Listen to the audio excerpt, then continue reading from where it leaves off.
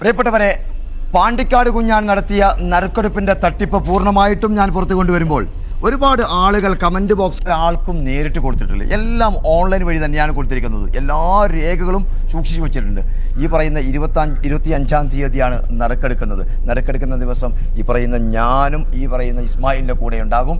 നിങ്ങൾക്ക് ഒരു പൂർണ്ണമായ ഒരു ഉറപ്പ് നൽകുന്നു. യാതൊരു കള്ളത്തരവുമില്ലാതെ തന്നെ നിങ്ങളിലേക്ക് ഈ പറയുന്ന 1.5 കോടി രൂപ വില മതിക്കുന്ന വീടും ബാക്കിയുള്ള സമ്മാനങ്ങളും ലഭിക്കുക തന്നെ ചെയ്യും.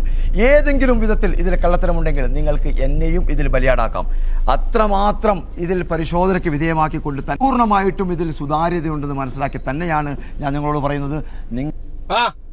ഇതരോ കാതർ കാട്ടിയ പണിയാണ്. കൊത്തിയ പാമ്പിനെ കൊണ്ട് തന്നെ വിശർപ്പിക്കുക. എല്ലാം ഇതര ഇജാര പഠിച്ചോനോ ഇജ് ഉദ്ഘാടനത്തില്ല പിന്നെ നറുക്കെടുപ്പിനുണ്ടാവും ഉറപ്പ് തരുന്ന ഇജാര അന്നെ വിശ്വസിച്ചിട്ടാ കേരളത്തിലെ ജനങ്ങൾ ജീവിക്കണേ.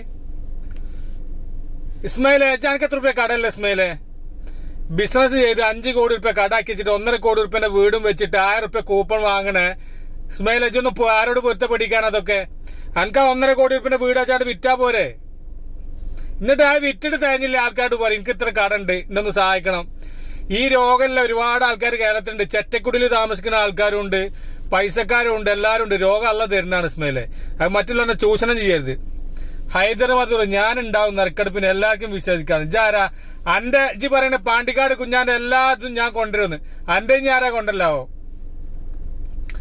അല്ലെങ്കിൽ ഈ കർണാടകത്തിലെ ഈ കൊടുകിൽ ഇത്രയും ആൾക്കാർ ഇടങ്ങേറായി കിടക്കുന്നത് നമ്മളെ നാട്ടിലുണ്ട്. ഇതിലും കഷ്ടപ്പെട്ട ആൾക്കാർ വലിയ വലിയ ബിസിനസ് ചെയ്യുക. അന്നൊക്കെ വലിയ വലിയ മാളികയിലും താമസിക്കുക, വലിയ വലിയ കാറിലൊക്കെ നടക്കുക. എന്നിട്ടൊക്കെ പൊട്ടിത്തൊളിഞ്ഞ് തൂഫാനാകുമ്പോ ഇങ്ങനത്തെ 4-5 പേർക്ക് ബ്ലോഗർമാരെ വിളിച്ചിട്ട് ബ്ലോഗ് ചെയ്യുക. എന്നിട്ട് കേരളത്തിലെ ജനങ്ങളെ 1000 കൂപ്പൺ വെച്ച് വാങ്ങുക. ഇപ്പൊ മറ്റേ നാസറിന്റെ നറുക്കെടുപ്പിൽ എത്ര 30 ലക്ഷം രൂപന്റെ വീടിനാണ് പാണ്ടിക്കാട് കുഞ്ഞാനും അവന്റെ പെണ്ണുങ്ങളും തൊള്ളട്ട് അലറിന് 1 കോടി രൂപ 1.5 കോടി രൂപന്റെ വീട് പറഞ്ഞിട്ട് പറഞ്ഞ കയറിപ്പോ.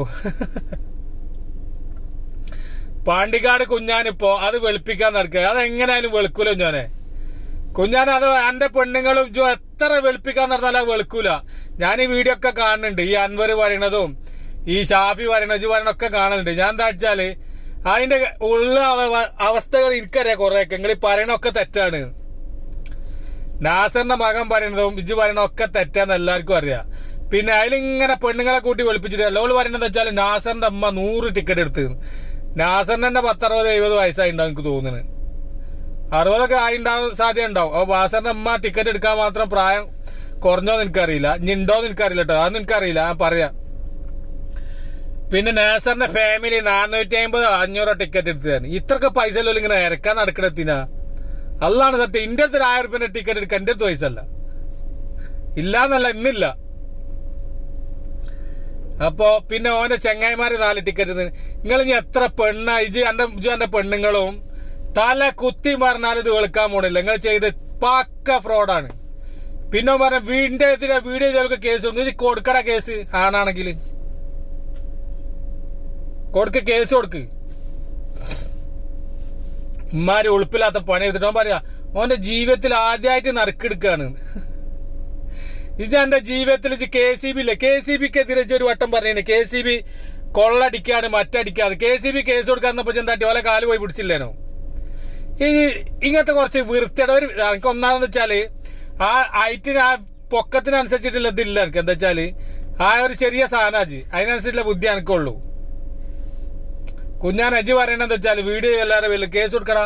എന്താണ് ഓന്റെ പെണ്ണുങ്ങൾ പറയാം എന്റെ ദുവാ കേൾക്കും.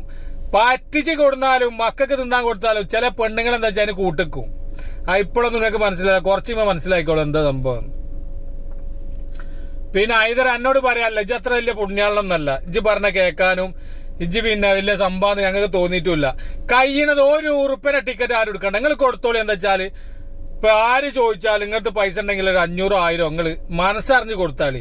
ഇങ്ങനത്തെ ഈ പരിപാടിക്ക് നിൽക്കേ വേണ്ട. ഈ കൂപ്പൺ കൊടുക്കുക, 50 ലക്ഷം രൂപയുടെ വീടും വേണ്ടിയിട്ട് 4 കോടി വരെ പിരിപ്പിക്കണ വരെ ഈ ബ്ലോഗർമാര് വീഡിയോ ചെയ്ത് കാത്തിരിക്കുക, ആൾക്കാരെ പറ്റിക്കുക.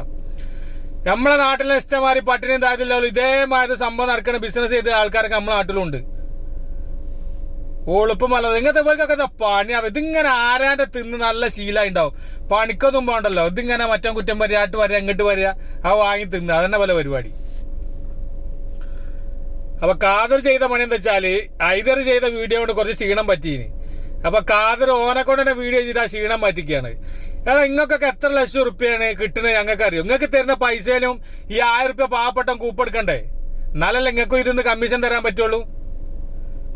എല്ലാം ഉളുപ്പും നല്ലത് ആദ്യം ആൾക്കാരെ പറ്റിച്ചോണ്ടിരിക്കുക. പിന്നെ ലീഗലല്ല അല്ലീഗലല്ല, അത് കേരളത്തിൽ അങ്ങനത്തെ സംഭവം തന്നെയല്ല. ഗവൺമെന്റ് മാത്രമേ ലോട്ടറി പരിപാടി നടത്താൻ പറ്റുള്ളൂ. പിന്നെ എന്ത് വായിക്കാൻ ഇവരെ പേരിലൊക്കെ കേസ് എടുക്കാത്തെന്ന് ആലോചിച്ച് നോക്കണേ. അപ്പൊ എല്ലാവരുടെ സ്നേഹം മാത്രം അല്ല പിന്നെ